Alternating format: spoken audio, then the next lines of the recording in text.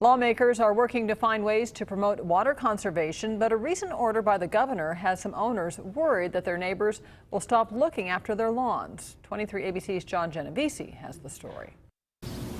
They say the grass is always greener on the other side. I don't want to look across the street and see someone's yard dead. Homeowner Todd Lamas says he just wants it green. My grass is not beautiful, but I cut back my water a little bit. We like to keep our neighborhood nice. Lamas lives in a managed community in northwest Bakersfield. For years, his homeowners association has set standards and fines if residents don't look after their lawns. But last week, Governor Jerry Brown declared that for now, HOAs can no longer send a bill if your grass turns brown. A proposed state law would make the change permanent during times of drought. I'm not surprised. I think with the crisis of the drought, it doesn't surprise me that this has come about. Kelly Management oversees around 40 communities in the Bakersfield area. CEO Patrick Kelly told us he understands the issue, but is worried what will happen if yards aren't kept up. There could be a condition of communities becoming somewhat blighted, and values would be diminished. According to the EPA, Americans use nearly 9 billion gallons of water for landscaping and irrigation every day. And much of that is used to keep grass green instead of gone.